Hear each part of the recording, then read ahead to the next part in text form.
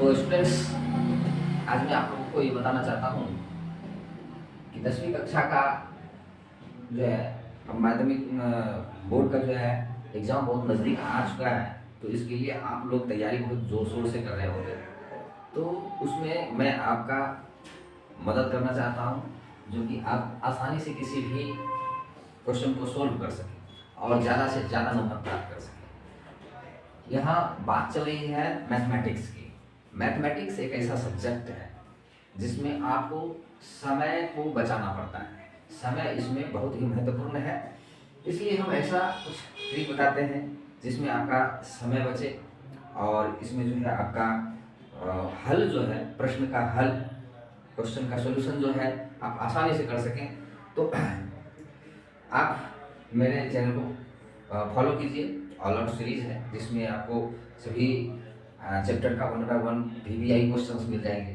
मैं एग्ज़ाम की तैयारी के लिए ही विशेष करके ये वीडियो तैयार कर रहा हूँ और बच्चे जो है इसको फॉलो करें और आसानी से परीक्षा पास कर सकें। तो देखिए, यहाँ पर है पहला चैप्टर का वास्तविक संख्याएं। ये पहला चैप्टर है जिसमें पहला क्वेश्चन है, सिद्ध करें कि √2 + 2 का होल स्क्वायर एक अपरिमेय संख्या है। इसमें अपरिमेय संख्या होने के लिए जो है ये सिद्ध करना है। तो यहाँ देखते हैं कि हम लिख लेते हैं, माना कि √2 + 2 का होल स्क्वायर एक परिमेय संख्या है। एक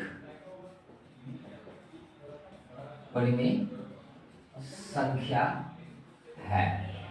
चूंकि हम यह मान रहे हैं कि यह एक परिमेय संख्या है, तो ये परिमेय संख्या के शर्त को पूरा जरूर करेगा। तो हम उस जो है उस रास्ते पर चलते हैं जिस रास्ते पर ये पता चले कि ये परिमेय संख्या होने का शर्त पूरा करता है। परिमेय संख्या होने का शर्त ये है कि ये P/Q के रूप में लिखा जा सकता है। तो अब इसको हल करते हैं। ये तो चूंकि स्क्वायर में है, वर्ग में है, तो इसको हम हल कर लेते हैं डायरेक्ट।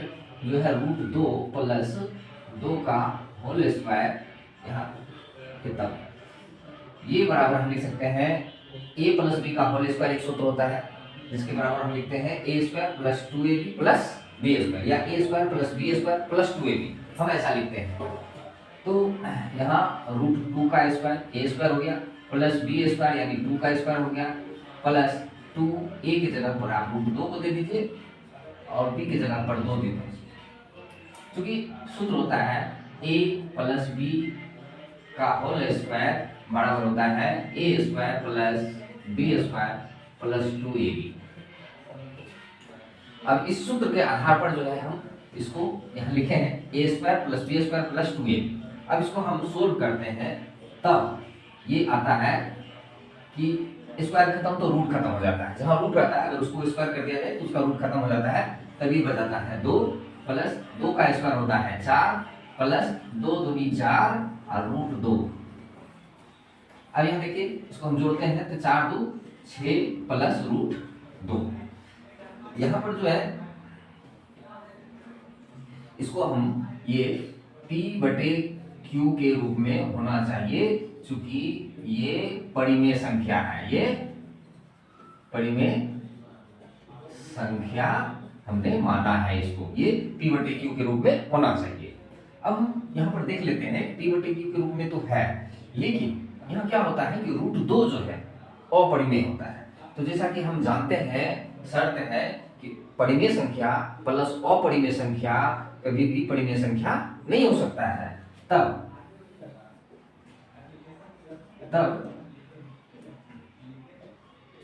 जो है हम यहाँ ऐसा लिख सकते हैं, √2 बराबर P/Q -6। 6 को उधर भेज देते, सॉरी, हाँ, √2 बराबर इतना लिख सकते हैं।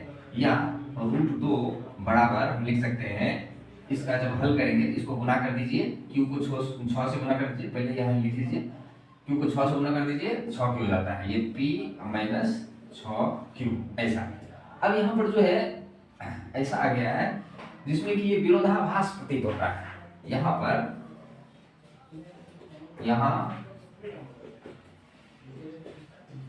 विरोधाभास भास प्रतीत होता है।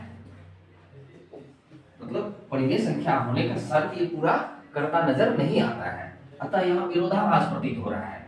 अतः हम लिख सकते हैं √2 + 2 का होल स्क्वायर एक अपरिमेय संख्या है, अपरिमेय संख्या है। ये आपका प्रूव हो गया। आप इसको आसानी से लिख सकते हैं, समझ सकते हैं। जब हम दिक्कत हो तो आप इसे कमेंट कर सकते हैं। चलते हैं अगले क्वेश्चन की तरफ। चलते हैं स्टूडेंट्स अगले प्रश्न की तरफ।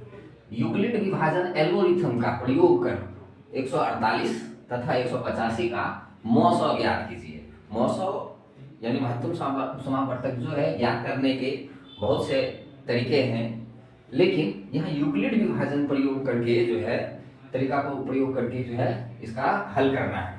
तो सबसे पहले दो संख्याएं हैं 148 तथा 185। आइए चलते हैं इसको किस तरह से बनाया जाएगा। तो हम क्या करते हैं, पहले पता करते हैं कौन सी संख्या बड़ी है, कौन सी संख्या बड़ी है। यहाँ पर हम पाते हैं कि 185 बड़ा है 148 से, तो हम पहले 185 को लिखें 185 और बराबर में लिखे 148। अब मान लीजिए 148 का पहाड़ा पढ़ेंगे यानी भाग देंगे इसमें, तो 148 के पहाड़ा में 2 बार में आता है कि 3 बार में आता है कि 4 बार में आता है। तो ये ना 2 बार में आता है ना 3 बार में, 1 बार में ही आ जाता है। तो यहाँ हम लिख देंगे 1 गुना 1, 1 से गुना कर दिए तो 148 ही होगा।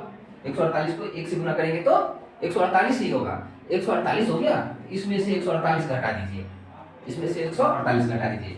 गुना करके 148 हुआ, इसीलिए 148 को घटाना। अगर गुना करके डबल होता 296 होता, अगर 2 से गुना किए होते 296 तो इसमें से घटाते। अगर ये 296 से ज्यादा होता तो, या 296 होता तो हम इसको घटाते हैं। 15 में से 8 गया, यहाँ प्लस लिखिए 7 हो गया।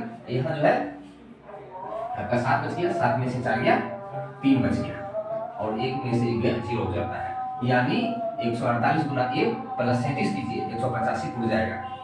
अब क्या करते हैं, यहाँ जो लिखा है इसको फिर यहाँ लिखिए 148, ये जो लास्ट में है इसको यहाँ लिखिए। फिर इसका टेबल पढ़िए कि 37 के पहाड़ा में ये 148 कितने बार में आता है, या इस 148 के आसपास कितने बार में आता है। तो 7 चौके 28, अर्थात हमको लगता है 7 बार में आ जाना चाहिए। 3 चौके 12, 120, 7 चौके 28, यानी 4 बार में ये पूरा कट जाता है। 137 को 4 से गुना कीजिए 148 होता है। अब 148 को जो है इसका जो गुणनफल 148 होता है, 148 को इस 148 में घटा दीजिए, क्या बच जाता है आपके पास, बच जाता है 0।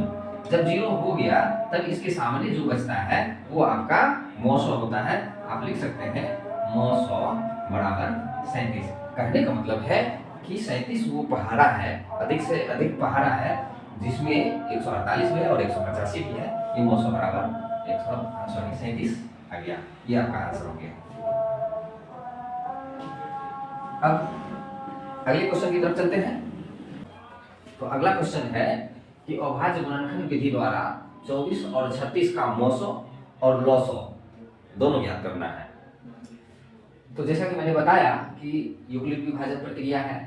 अब यहाँ है अभाज्य गुणनखंड विधि, और हम लोग एक भाग विधि द्वारा भी बनाते हैं, इसको विभाज्य विधि कहते हैं, विभाजन विधि द्वारा मौसौ बनाते हैं। तो चलते हैं अभाज्य गुणनखंड विधि, ये भी बहुत ही आसान है और इसको बनाने में भी बहुत मजा आता है।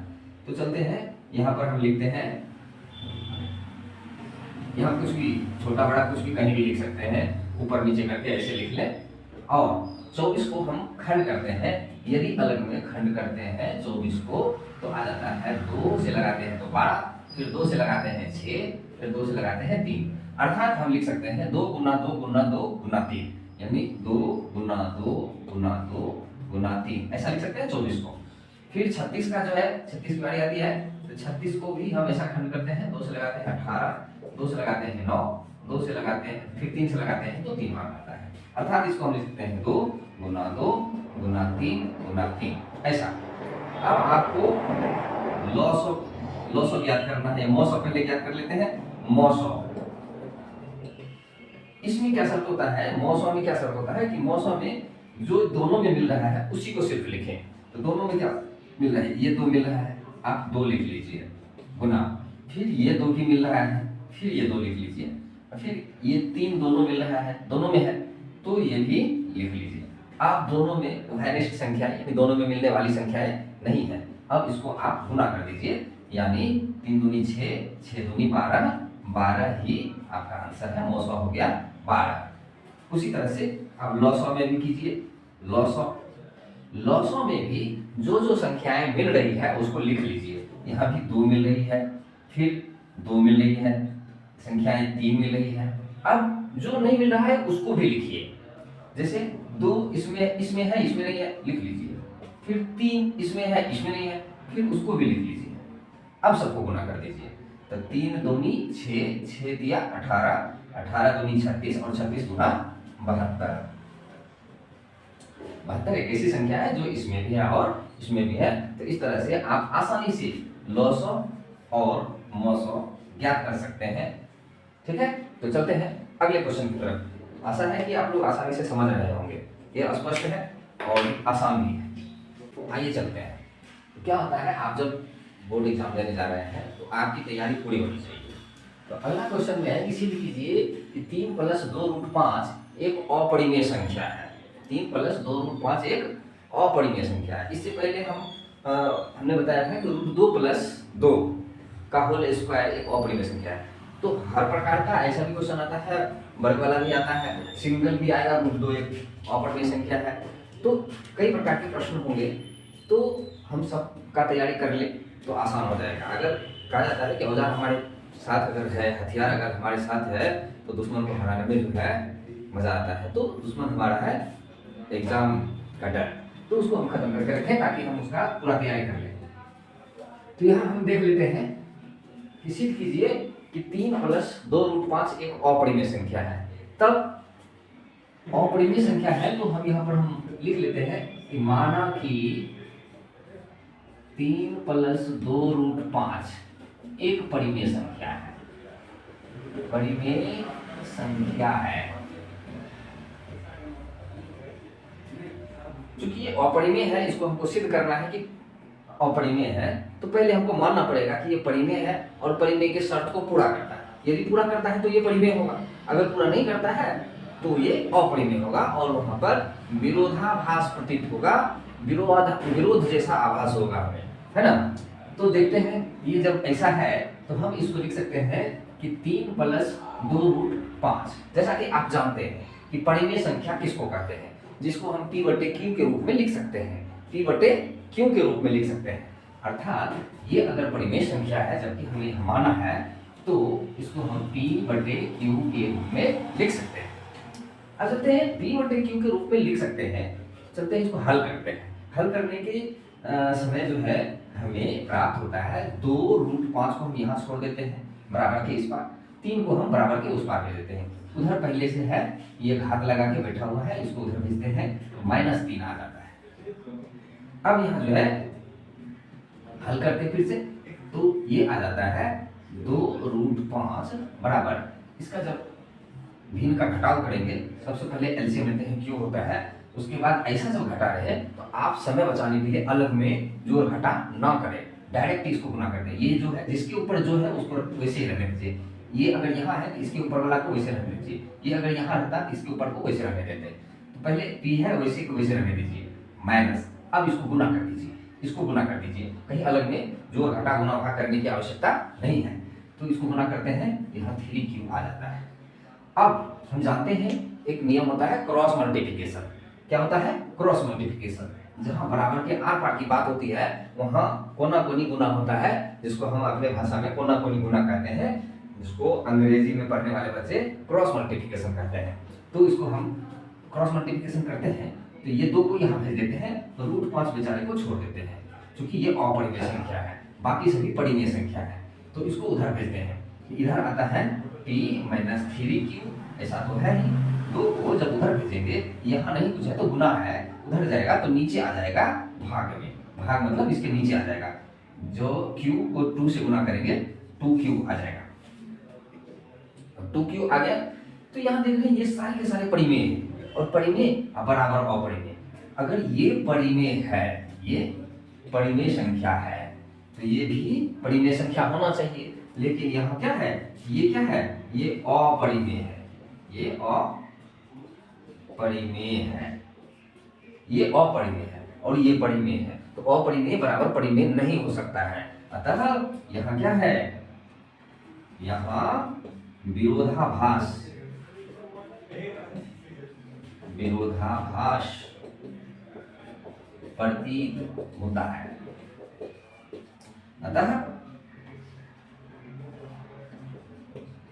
अतः यहाँ हम लिख सकते हैं कि 3 + 2√5 एक अपरिमेय संख्या है।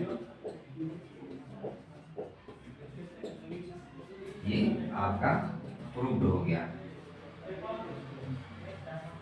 देख लीजिए, ये आपका प्रूव्ड हो गया। तो आप इस तरह से इसको हल कर सकते हैं। इसको आगे पीछे करके वीडियो को फिर से आप देख भी सकते हैं, समझ भी सकते हैं। जो बात स्पष्ट ना हो तो कमेंट में लिख करके पूछ लीजिए। मैं समझता हूँ कि मैं स्पष्ट बता रहा हूँ, आपको जरूर समझ में आता होगा।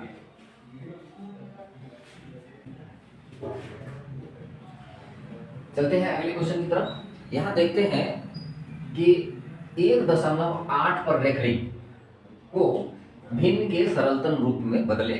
सरलतम रूप में भिन्न के रूप में बदलना है, अर्थात ये दशमलव भिन्न में है, इसको परिमेय संख्या की तरह बदलना है। तब एक सीधी संख्याएं होती है जिस पर ये रेखरिंग वैखरिंग कुछ नहीं होता है, जिसका दशमलव बनाने के लिए एक पर जो है शून्य बैठाते जाते हैं। दशमलव के बाद एक अंक है तो एक शून्य देते हैं, 2 अंक है तो 2 शून्य देते हैं। चलिए हम उसकी बात नहीं करते हैं क्योंकि वो हिसाब में नहीं है। अब यहाँ चलते हैं, रेकरिंग है। रेकरिंग होने का क्या मतलब है, रेकरिंग होने का क्या मतलब है? तो रेकरिंग होने का मतलब होता है 1.8 है, हम इसको, इस पर रेकरिंग है, इसको 1.88888 ऐसे ऐसे से अनंत तक खींचते चले जाएंगे, बार बार 8 ही आएगा, अब कुछ नहीं आएगा। इसका मतलब ये होता है। तो ये रेकरिंग है। क्या है? रेकरिंग है। तो रेकरिंग में इसको हम शून्य से दशमलव को नहीं उड़ा सकते हैं। तब क्या करते हैं, तो हम यहाँ लिखते हैं माना कि x बराबर 1.8 पर रेखरिंग, 1.8 पर रेखरिंग, या अब 8 पर रेखरिंग को मैंने बताया कि 1.888 ऐसा करके हम अनंत तक लिख सकते हैं। ठीक है, तो मान लेते हैं ये समीकरण 1 है, ये समीकरण 1 है।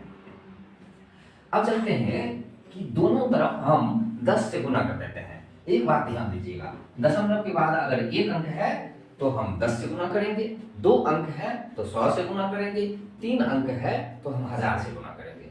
चलते हैं, तो यहाँ क्या होता है, दोनों तरफ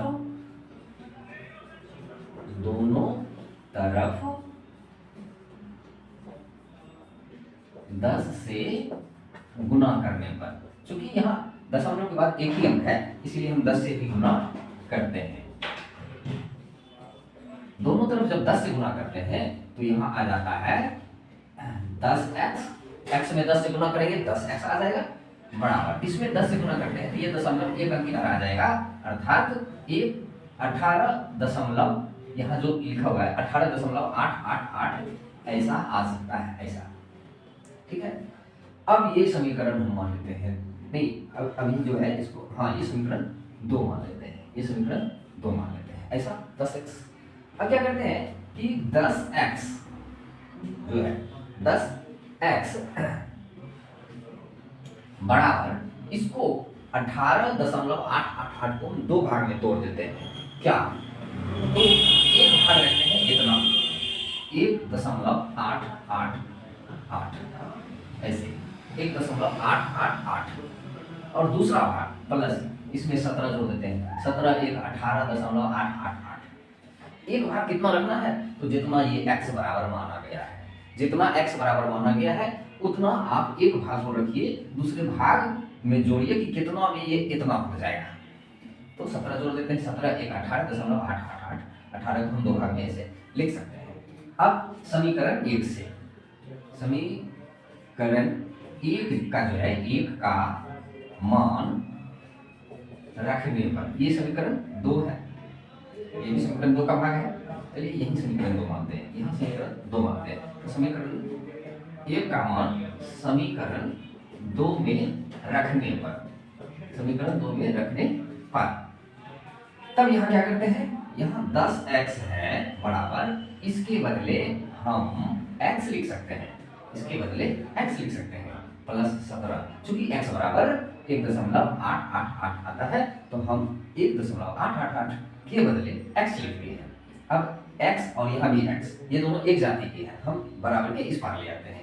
यहाँ पर 10x पहले से है, इसको हम इधर करते हैं, यहाँ प्लस x है, इधर आने पर ये माइनस x हो जाएगा बराबर, यहाँ 17 के लिए बच जाएगा। अब देखते हैं इसको घटाते हैं, 10x में से 1x घट गया, क्या बच जाएगा, यहाँ पर जो है 9x बच जाएगा बराबर, यहाँ क्या हो जाता है 17, या x बराबर जो है यहाँ 17 बटे यहाँ पर 9 आ जाता है। ये आपका भिन्न का सरलतम रूप प्राप्त होता है, ये आपके भिन्न का सरलतम रूप प्राप्त होता है। तो इस प्रकार से ये बड़ी ही आसानी से आपको बन जाएगा। अब देखिए यहाँ भी एक और चमत्कार है, सेम उसी तरह से अगले क्वेश्चन में है। अगले क्वेश्चन में लिखा है 0.12 पर रेकरिंग को p बटे q के रूप में बदलिए। यहाँ सिर्फ 2 पर रेकरिंग है, दशमलव के बाद 2 अंक है, लेकिन सिर्फ 2 पर ही रेकरिंग है। तो चलते हैं इसका हल करते हैं बड़ी आसानी से। क्या लिखते हैं, x माना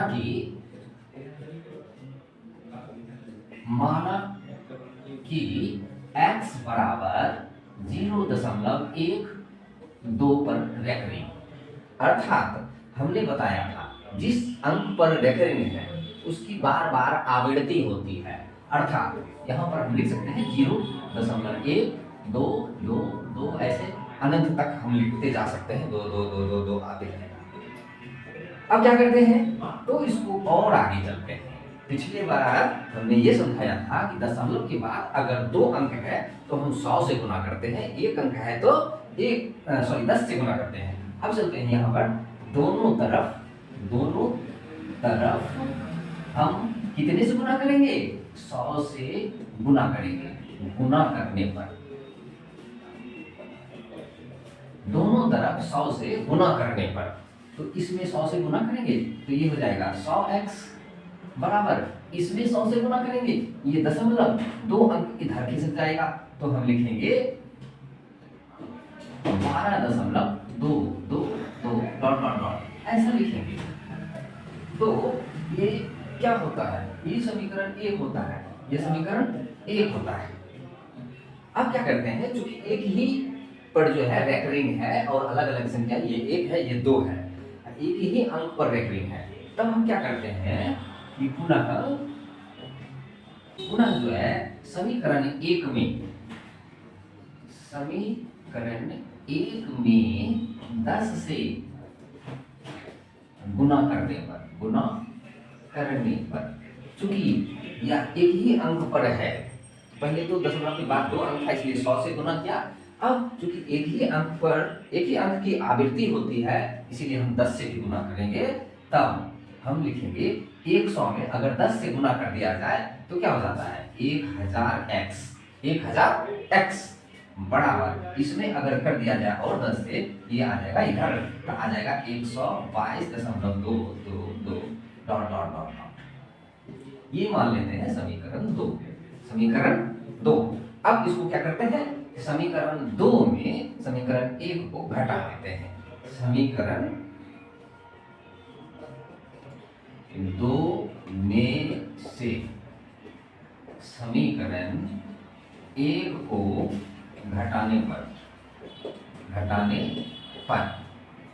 तो समीकरण 2 क्या है 1000x और समीकरण 1 में क्या है तो 100x, ये घटा देते हैं बराबर, समीकरण इसमें 2 क्या है 122.222 ऐसे डॉट यहाँ लिखते हैं माइनस, समीकरण 1 में क्या है तो 12.222 ऐसे डॉट।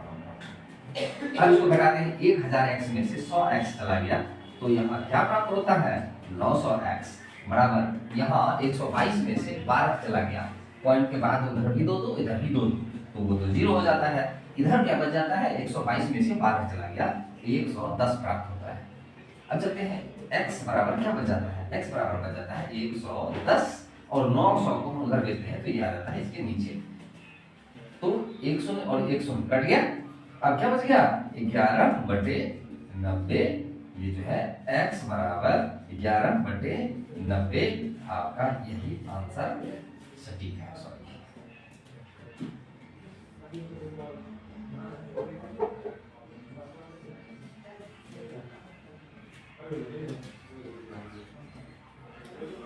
चलिए चलते हैं अगले क्वेश्चन की तरफ। ये देखते हैं अगले क्वेश्चन में लिखा है कि यदि दो प्राकृत संख्याओं का योगफल 8 है और उसके व्युत्क्रमों का योगफल 8/15 है। दो प्राकृत संख्याओं का योगफल 8 है और उसके व्युत्क्रमों का योगफल 8/15 है, तो संख्या ज्ञात करें। चलिए इसको स्टेप वाइज समझते हैं। क्या है कि दो संख्या का योगफल 8 है, तो 8 किस किस दो संख्याओं के जोड़ने पर बनता है, जैसे 1 और 7 को, 6 और 2 को, 5 और 3 को जोड़ने पर जो है, और 4 और 4 को जोड़ने पर 8 बनता है। तो हमें मालूम नहीं है कि वो कितना है। तब ऐसे स्थिति में हम क्या करते हैं, हम मान लेते हैं कि एक संख्या x है। माना कि एक संख्या बराबर x है, एक संख्या x है। अगर दूसरी संख्या को क्या मानते हैं, तब दूसरी संख्या, देखिए यहां पर लोगों को सस्पिशन होता है कि अब हम क्या मानेंगे, कैसे मानेंगे। अगर आपको एक संख्या मालूम है तो आप जरूर बता दीजिएगा दूसरी संख्या क्या है। जैसे मान लीजिए कि एक संख्या अगर 3 है तो दूसरी संख्या कितना है कि 8 हो जाए। बोलिए 3 में कितना जोड़ेंगे तो 8 हो जाएगा। तो आप क्या कीजिएगा, 8 में से 3 को घटा दीजिएगा। उसी तरह से 8 में से एक संख्या मालूम है x, तो दूसरी संख्या 8 - x, 8 में से हम उसको घटा देते हैं तो दूसरी संख्या प्राप्त हो जाती है। अब चलते हैं, यहाँ पर दो शर्तें हैं। एक शर्त है कि योगफल 8 है। इस शर्तों को हम यहाँ लिख दिए हैं कि पहली संख्या जो है x है और ये 8 - x, ये हमारे शर्त के अनुसार है, शर्त के अनुसार है। दोनों मिलाकर के 8 है, इसीलिए 8 में से हम x को घटा सकते हैं। इसमें दो शर्त है, तो क्या है, उसके व्युत्क्रमों का योगफल। व्युत्क्रम समझते हैं, व्युत्क्रम का मतलब होता है उसका उल्टा। यानी अगर वो परिमेय संख्या है p/q है तो q/p कर दीजिए, यानी जितना है उसमें 1 बटा उतना कर दीजिए। इसका लिखिए प्रश्न से, या आप यहाँ पर लिख सकते हैं शर्त से। शर्त उसमें दिया हुआ है, तो शर्त क्या है, उसका व्युत्क्रमों का योगफल। इसका व्युत्क्रम हो जाएगा 1/x और इसका व्युत्क्रम हो जाएगा 1/8 - x। ये इसका व्युत्क्रम है। उल्टा होने का मतलब 1/उतना। इसके योगफल दिए हुए हैं, इसका योगफल है 8/15। चलते हैं इसको हल करते हैं। ये भिन्न के जोड़ के तरह हो गया। भिन्न का जोड़ करते हैं, सबसे पहले हम एलसीएम लेते हैं। एलसीएम में आता है x × 8 - x। अब चलते हैं कि x और x कैंसिल होता है तो बच जाता है 8 - x। 8 - x को 1 से गुना करते हैं, जैसा कि आप भिन्न का जोड़ जानते होंगे, जो कि 9 में खूब बढ़िया से इसको पढ़ाया जाता है। तो चलते हैं इसको, मैं x - 8 को 1 से गुना करते हैं तो 8 - x ही होता है। प्लस का चिन्ह है तो हम प्लस देंगे, माइनस का चिन्ह रहेगा तो माइनस देंगे। अब चलते हैं कि इससे इसको करते हैं तो 8 - x कैंसिल होता है तो x बच जाता है। x को 1 से गुना करते हैं तो x ही होता है। बराबर में आता है 8/15। चलिए अब यहाँ पर हम देख पा रहे हैं यहाँ -x है, यहाँ +x, प्लस और माइनस कैंसिल हो जाता है तो क्या बच जाता है 8 बटा। अब इसको हम गुना कर देते हैं तो आसान हो जाएगा। x को 8 से गुना करेंगे तो 8x हो जाएगा, और फिर माइनस x को x से गुना करेंगे तो x² हो जाएगा, बराबर हो जाता है 8/15। अब ये प्राप्त होता है ऊपर 8, इधर भी 8 को कैंसिल कर दीजिए। दोनों सिंगल बचा है, दोनों सेम है, या टेबल में भी आता है तो उसको काट दीजिए। 8 19 16 मिले तो काट दीजिए, कट गया तो क्या बच गया, सीधा उतार दीजिए। ठीक है, यहाँ नहीं पूछा तो 1 बचा, यहाँ नहीं पूछा तो 1 बचा, तो हम ये इससे इसको गुना करते हैं या इससे इसको गुना करते हैं तो यही बचता है। तो क्या आता है कि 8x - x² बराबर 15 बचा है। यहाँ देखिए इसको हम उधर भेज देते हैं, सबको उधर भेज देते हैं एक तरफ। द्विघात समीकरण में ले आते हैं। माइनस एक्स स्क्वायर को बराबर के उस पार भेज देते हैं तो बच जाता है प्लस एक्स स्क्वायर। 8 को यहाँ नहीं कुछ है तो प्लस है, तो प्लस 8 को हम बराबर के उस पार भेज देते हैं तो माइनस 8x आता है। फिर यहाँ तो 15 पहले से बैठा हुआ है तो ये आ गया, ये बराबर 0। ये एक द्विघात समीकरण हो गया जिसको हम आसानी से हल कर सकते हैं। क्या लिखेंगे, यहाँ जोड़ने घटाने पर 8 और गुणा करने पर 15 है। सबसे पहले हम इसको देखते हैं 15 किन किन टेबल में आता है, किन दो टेबलों में आता है जिनको जोड़ने पर 8 होता है। अब जैसे 15 आता है 3 के टेबल में और 5 के टेबल में, 3 के टेबल में और 5 के टेबल में। देखते हैं 3 और 5 को जोड़ने पर ये वाला 8 आता है, अगर आता है तो हम वही लिखेंगे, अगर नहीं आता है तो फिर देखते हैं घटा के देखेंगे। अगर जोड़ने पर 8 नहीं होता तो उसको हम घटा करके भी देखेंगे कि 8 होता है।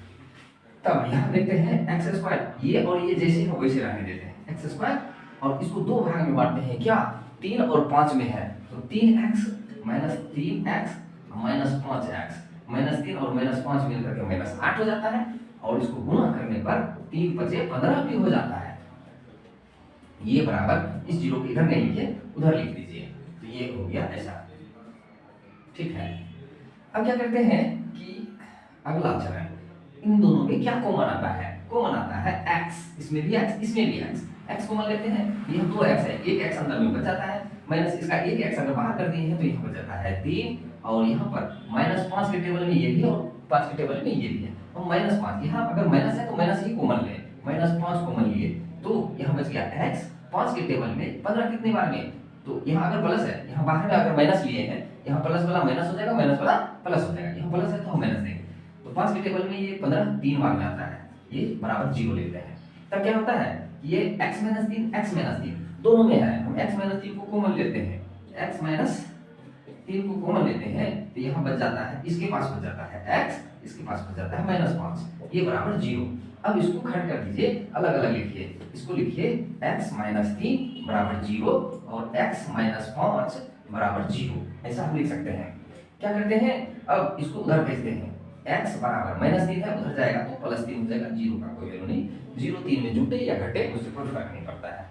इधर भी x बराबर ये हो गया प्लस 5, अर्थात हमारे अंक यहाँ जो लिखे हैं एक संख्या और दूसरी संख्या, तो पहली संख्या जो है x बराबर 1 3 है, ऐसे स्थिति में जो है यही दोनों अंक होते हैं, 1 3 है और 3 को 8 में से घटा दीजिए तो आ जाएगा 5, तो दूसरी संख्या है 5, यही आंसर है। जिसको अभी जगह नहीं है फिर से क्या लिखें, तो इसको जो है आप लिख सकते हैं पहली संख्या बराबर 3 दूसरी संख्या बराबर 5, ये आपका हल हो गया आसानी से।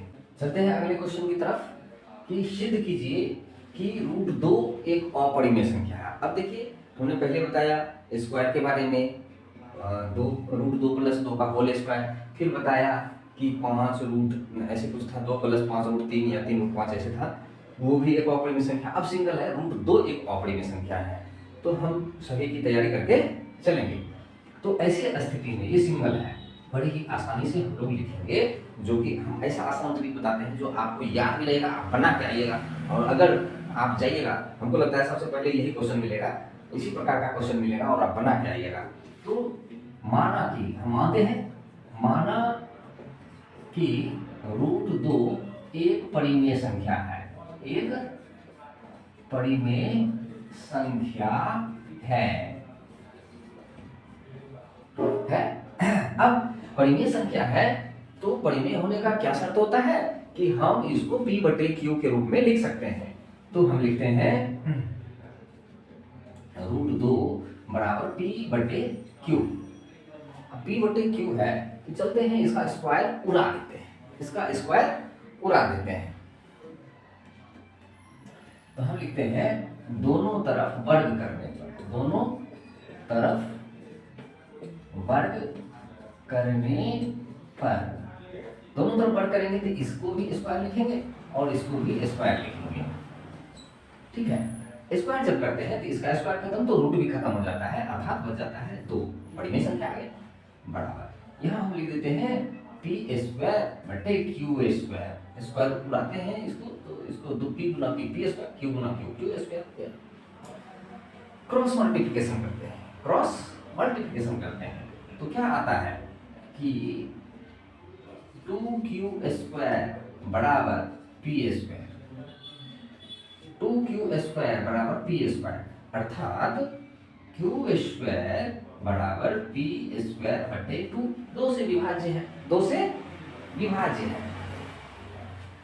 है ना। तब अब हम अगर इसका स्क्वायर खत्म कर दे और इसको हम रूट में ले आए, स्क्वायर अगर इधर उड़ता है तो ये रूट आ जाता है, इस तरफ अगर स्क्वायर उड़े तो उस तरफ रूट, या उस तरफ स्क्वायर उड़ेगा तो इस तरफ रूट। रूट को जब उड़ाते हैं तब क्या आता है, q इक्वल टू यहाँ इसका स्क्वायर खत्म तो रूट खत्म, अर्थात p बटे यहाँ आ जाता है √2 फिर से। तब ये है परिमेय संख्या, ये क्या है परिमेय, और ये क्या हो गया, ये अपरिमेय हो गया, ये अपरिमेय हो गया। तो यहाँ क्या होता है, यहाँ विरोधाभास प्रतीत होता है, अतः √2 एक अपरिमेय संख्या है, अपरिमेय संख्या है। चलिए ये आपका प्रूव्ड हो गया। चलिए देखते हैं हम अगले क्वेश्चन को। अगले क्वेश्चन में लिखा हुआ है कि बिना भाग दिए बताएं कि 2/25 का दशमलव प्रसार शांत है या अशांत है। शांत होने मतलब है कि अगर 2 में 25 से भाग दिया जाए तो दशमलव के बाद वो पूरा पूरा कट जाएगा। अशांत का मतलब होता है कि अगर 2 में 25 से भाग दिया जाए तो दशमलव के बाद वो पूरा पूरा नहीं कटेगा। तो इसका बिना भाग दिए हम इसको कैसे पता करेंगे, ये बहुत ही आसान है। जैसा कि आप 9th क्लास में पहले ही पढ़ चुके होंगे या 8th क्लास में ही ये बताया जाता है, फिर भी 9th क्लास में भी पढ़े होंगे आप। तो यहाँ है 2/25, 2/25, इसको आप लिखिए 2/25 का खंड कर लीजिए। 25 को हम लिख सकते हैं 5 गुना 5। यदि किसी भी परिमेय संख्या में हर में यानी नीचे वाले में 5 और 2 आए तो वो उसका दशमलव प्रसार शांत होता है।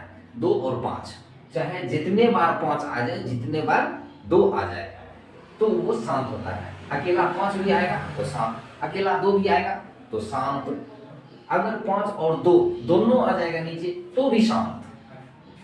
अब इसके अलावे अगर नीचे में 2 5 के अलावे कुछ भी होगा, अभाज्य संख्या कोई भी संख्या होगी, 3 7 11 17 13 कुछ भी संख्या होगी तो ये अशांत होगा। तो यहाँ 5 है तो आप ही बताइए क्या होगा, यहाँ शांत होगा।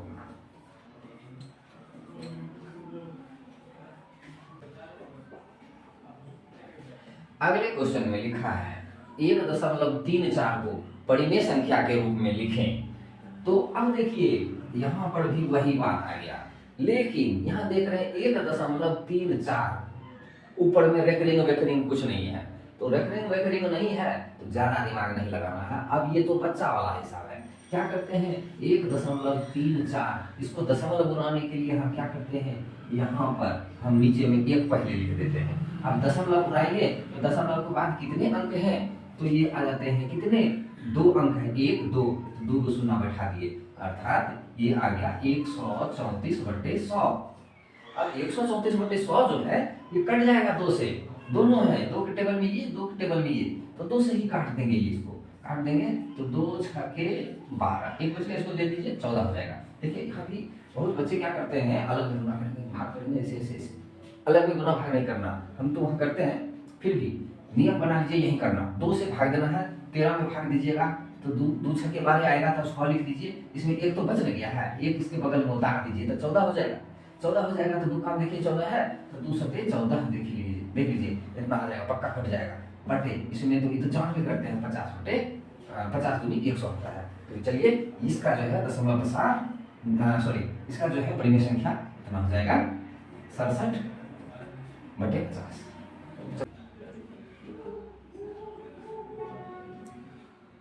तो अगले क्वेश्चन की तरफ चलते हैं। यूक्लिड विभाजन प्रमेयिका का प्रयोग करके दर्शाइए कि सभी धनात्मक पूर्णांक जो होता है उसका घन यानी क्यूब 9m 9m+1 तथा 9m+8 के रूप का होता है। तो इसको हम जो है प्रूव करेंगे कि ऐसा होता है। तो माना कि p कोई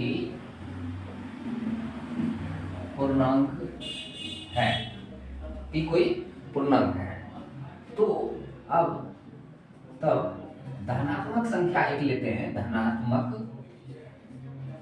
संख्या लेते हैं 3p। क्या लेते हैं? 3 के टेबल में ये है, इसको सिद्ध करना है, इसीलिए 3p। कोई भी संख्या लेते हैं 3p लेते हैं तो क्या आता है? p की जगह पर a भी मान सकते हैं, b भी मान सकते हैं, x भी मान सकते हैं, कुछ भी मान सकते हैं। 3p मानते हैं तो अगला क्या हो जाएगा? तो अगली संख्या क्या होगा? 3p+1। अगली संख्या क्या होगी? जैसे कोई भी संख्या 3 है तो अगला संख्या 1 ज्यादा होगा, तो 3 1 4 होगा। फिर अगला संख्या 2 ज्यादा होगा, उससे आगे वाला संख्या जैसे 5 है तो 3 से 2 ज्यादा है, तो 3p+2 होगा। अब इन संख्याओं का जो है घन क्यूब करने पर 9m, 9m+1, 9m+8 के रूप में होगा। अब यहाँ ये भी बताया गया है कि यूक्लिड विभाजन प्रमेयिका का प्रयोग करके, तो आप जानते हैं कि यूक्लिड विभाजन प्रमेयिका क्या है? प्रमेयिका ये आता है a बराबर bq प्लस r, a बराबर bq प्लस r। तब चलते हैं क्वेश्चन की तरफ। इसका घन हम लिखते हैं 3p, ठीक है। इसको हम घन करते हैं, अर्थात ये प्रश्न में दिया हुआ है ना। तब इसका घन करते हैं तो क्या आता है? तो ये आता है 3 दिया 9 दिया 27। क्या आता है? 27p3। इसका जब हम घन करते हैं 3 गुना 3 गुना 3, अर्थात 3 दिया 9 दिया 27 और p गुना p के। अब 27 को क्या लिख सकते हैं? आप यहाँ किस के रूप में लिख सकते हैं? 9m, यानी 9 गुना 3p³ लिख सकते हैं। यदि m बराबर 3p³ को रखिए, इसके जगह पर m लिख दीजिए, तो 9m के बराबर आया कि नहीं? ये हो गया एक आपका प्रूफ हो गया, ठीक है। ये जो है पहला आपका प्रूफ हो गया।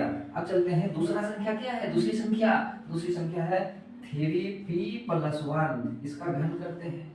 इसका घन करने पर क्या आता है? तो a + b का होल क्यूब। आप a + b का होल क्यूब के बराबर जानते हैं क्या होता है? तो होता है a³ + 3a² b + 3ab² + b³, अर्थात a³ यानी 3p का क्यूब प्लस 3ab a² यानी 3a² की जगह 3p का स्क्वायर लिखेंगे और b की जगह 1 लिखेंगे, प्लस 3ab² यानी 3a की जगह पर लिखेंगे 3p और b की जगह 1 का स्क्वायर, ठीक है, प्लस b³ यानी 1 का क्यूब।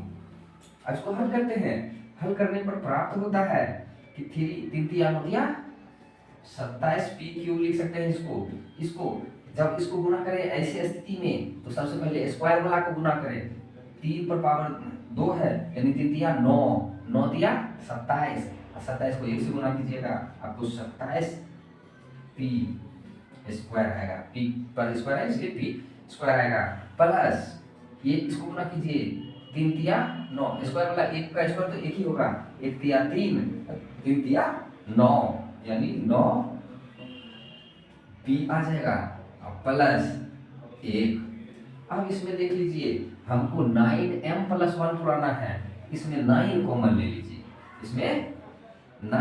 ले लीजिए, तो यहाँ पर बच जाता है 9। अगर कॉमन लेते हैं तो 3p³ प्लस इसमें 3p² प्लस इसमें p, अब प्लस ये 1। अब यहाँ देखिए, यदि इसको हम m मान ले, यदि m बराबर 3p² plus 3p³ plus 3p² plus p m बराबर है। तब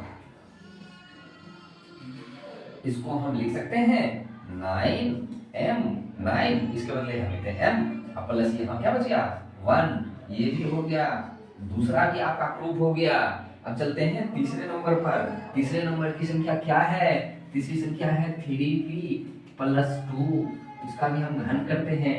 तब इसको a³ plus 3a² plus 3ab² ऐसा आता है।